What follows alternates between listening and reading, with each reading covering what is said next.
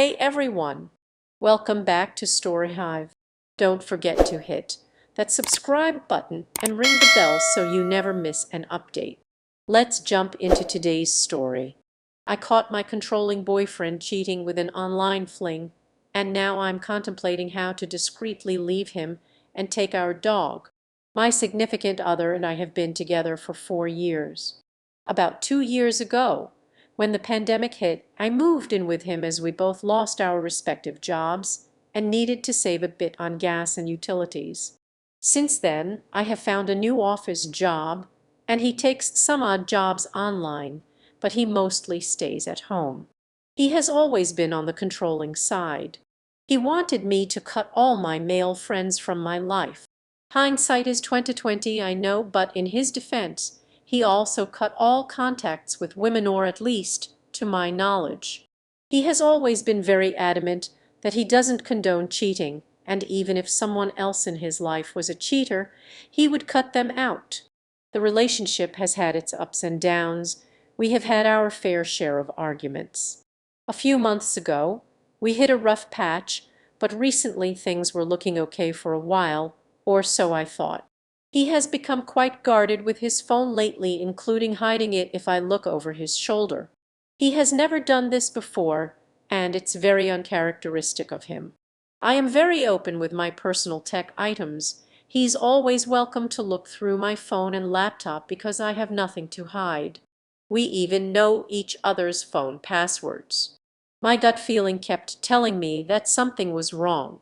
So when I got up for work this morning while he was still sleeping, I admit I shouldn't have done what I did. I took his phone from the nightstand and checked his conversations. He has been chatting with a girl he met online 25F. I only skimmed through the last few messages as I didn't want him to wake up and catch me snooping. But they had been texting back and forth every day while I was at work and sending each other nudes. I was so shocked and disgusted. I don't know when it all started, but I assume it's been at least a month because that's when I first noticed the suspicious phone guarding behavior. Honestly, no matter how much I look for a solution, there's no coming back from this. I know I have to leave. I didn't confront him yet because I don't want him to try to persuade me to stay or spin it that it's my fault. I also don't believe in closure, so there's really no use in telling him that I know. Here's where I need advice. I have a place to move to, and I have to move all my stuff. I don't want him to damage my belongings out of spite or something. He has a history of throwing my possessions when angry. I plan to have people come help me move when he's not in the house. We have separate finances, so that's not an issue. The problem is we have a dog. I adopted him with his approval when I moved in with him, so technically, he rarely takes him out, and I buy all the dog toys and food. He's the fun parent that gets only the pets and hugs. I know he loves the dog and the dog loves him, but I don't think he'd be able to take care of him and get up at 6:00 a.m. to walk him. My baby is also too used to the house and us, and he'll probably be stressed out if I move him. Should I take the dog with me without telling my soon-to-be ex, or should I leave the dog with him? Another thing I need advice on is whether I should leave him a note or a message with any explanation. Update 1. One particular comment stuck out to me. My pet doesn't know what's best for them. They could roll in literal filth and be happy. This really solidified my decision. As a preface, I'd like to apologize. I was paranoid that I could be found out, so I altered a couple of details in the original, one of which was that we owned a cat. However, I was still doing 90 of the caring for the cat. Update 2. After reading all the comments and making the decision to take the cat, I called my best friend, her boyfriend, and my parents to tell them I was breaking up. I also told them not to mention anything in writing on the off chance that he sees the messages. It took me quite some time to put everything in motion, 3 weeks, to be precise, in which time I was doing my best to act like everything was okay while secretly moving some of my stuff to my parents' place to ease the final load. Finally, last Friday morning, my best friend, her boyfriend, and my dad came. We loaded up everything in my father's truck and left. The whole ordeal took about 5 hours. I was honestly amazed at how much stuff I managed to accumulate in just 2 years. I took everything that I paid for out of my pocket, including a monitor and a headset that I lent him due to his equipment breaking, and he never bought new ones. The only thing I left was a queen-sized bed I bought shortly after moving in. I also made sure to log into his World of Warcraft account to cancel his subscription, which was paid for by my bank account. I left a note on his desk that basically said, "Do not panic. You have not been robbed. I just took all my stuff and left. I'm taking the cat with me because I don't trust you to take care of her properly. Do not call me my friends or my family. We have already had the talk, so there's nothing else to say. Have a nice life, your ex." I didn't tell him I know about the cheating because, at this point, it was irrelevant. In retrospect, it was just the last straw on top of many other problems, but hindsight is always 20/20. I blocked his number and never looked back. Sure enough, he messaged me on WhatsApp as soon as he came back to the empty flat. The gist of the messages was that we could have done it the civil way, and why did I take the cat? This way we raised her together, and he loved her. He also tried to call 3 times but gave up soon after. I then blocked him on WhatsApp as well. The next few days were pretty uneventful. Yesterday, he showed up at my workplace unannounced. I was pretty annoyed but didn't want to make a scene in front of my coworkers, so I took a break and went out with him to the park across the street. Knowing him, he wouldn't just leave me alone. He said he wanted closure and that I owed it to him after all these years. The conversation was mostly boring, so I'll highlight the important details. He said he wanted his monitor back and that he was willing to pay for it or trade me for a new one, which is better but wasn't with the same curve that he was used to. I told him that I like my monitor and tough luck. The best part is he went out, bought a new monitor, set it up to play WoW, but realized that I also took the headset. He then asked his mother to buy him one, and she bought headphones without a mic. He begged to have the cat back, offered me money, all his crypto savings, and even offered me 60 gold in WoW. I told him some things can't be bought with money. He then asked about co-parenting, and when I said no to that too, he asked to at least say goodbye to her in person, which I also denied. I brought up that I'm the cat's primary caregiver, and he can't even clean her litter box. He replied he could when push comes to shove, but didn't since I was doing those things anyway despite him being in the flat almost 24/7. I also pointed out that if he really loved the cat that much he'd want the best for her and to be with the one who takes care of her instead of wanting to keep her for selfish reasons. He kind of agreed on that. The most baffling part, he offered to pay me to go grocery shopping together. We used to do that all the time when we were together.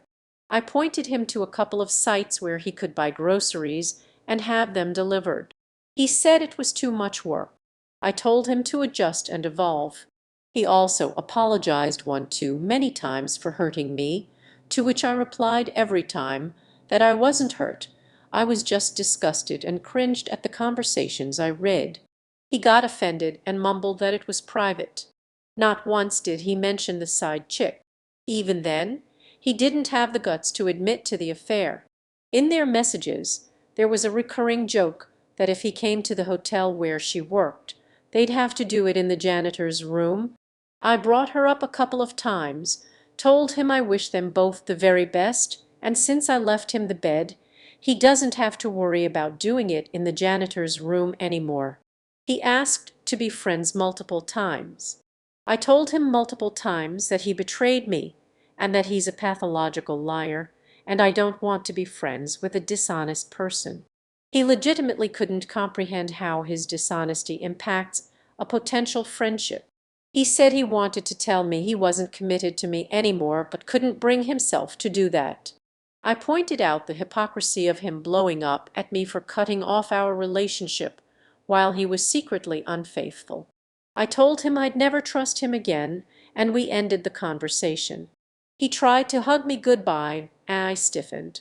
I could see he was genuinely confused that I wouldn't want to hug him. It was like he wanted me to be sad and miss him, and I just felt relief that I was free. Final thoughts, I finally feel like I can breathe. I felt like I was holding my breath in that relationship, and now it feels like I'm finally able to exhale. After that encounter, I realized just how much weight had been lifted off my shoulders. It's astonishing how freeing it feels to reclaim my space and my life. The relief of no longer having to tiptoe around his moods, the stress of worrying about his reactions, it's all gone.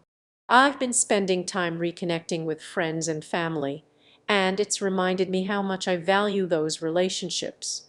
They've been my support system throughout this, and it's comforting to have people who genuinely care for me. I also took some time to reflect on my own boundaries and needs. I've learned that it's essential to prioritize my well-being and to surround myself with people who respect and uplift me. The experience has made me realize the importance of maintaining my independence and never compromising on my self-worth. As for my cat, she's settling in wonderfully. It's heartwarming to see her comfortable and happy in our new space. I'm dedicated to giving her the best life possible, and I'm grateful to have her companionship during this transitional phase. I've started picking up old hobbies and exploring new interests, rediscovering who I am outside of that relationship. Whether it's reading more, picking up art, or simply enjoying quiet nights, and I'm embracing this newfound freedom. Moving forward, I know I need to be cautious with my heart, but I also feel a sense of hope for the future. I want to find someone who respects me and values my trust, someone who won't betray me. For now, I'm focused on healing and rebuilding, and I feel optimistic about the journey ahead. In retrospect, while the situation was painful, it served as a powerful lesson in recognizing red flags and understanding my own worth. I won't let anyone else's actions define how I feel about myself. As I continue this journey of healing, I'm finding strength in my newfound independence. It's been refreshing to wake up each day without the anxiety that used to cloud my mornings. I'm learning to appreciate the little things like enjoying my morning coffee in peace or taking long walks with my cat. Each day feels like a small victory, a step closer to reclaiming my sense of self. I've also been setting new goals for myself, whether it's focusing on my career, investing time in my health. I recently enrolled in a painting class, something I've always wanted to try but never felt comfortable enough to pursue while I was in that relationship. It's exhilarating to express myself in new ways, and the support from my classmates has been incredibly uplifting. Moreover, I've started reflecting on what I truly want in a partner. I've realized that I deserve someone who respects my boundaries, values honesty, and is genuinely committed to building a future together. It's a different mindset than I had before, one that prioritizes mutual respect and understanding over superficial charm. I've also been leaning on my friends more. Reconnecting with them has been one of the most rewarding aspects of this experience. They remind me of who I am and provide the encouragement I need to keep moving forward. We've made plans for weekend getaways and game nights, and it feels great to share laughter and create new memories. Looking ahead, I'm approaching life with a sense of curiosity and openness. While I'm not actively seeking a new relationship, I want to ensure that I'm whole on my own first so I can enter a future relationship as my best self. I've also made a conscious effort to let go of the past. It's tempting to dwell on what went wrong, but I know that holding on to resentment won't serve me. I'm learning to forgive not just him, but myself for allowing things to go on for so long. Each day, I remind myself that this experience has shaped me into someone stronger and wiser. Final reflections. This chapter of my life is about rediscovering. I'm embracing the journey no matter how messy or complicated it may be.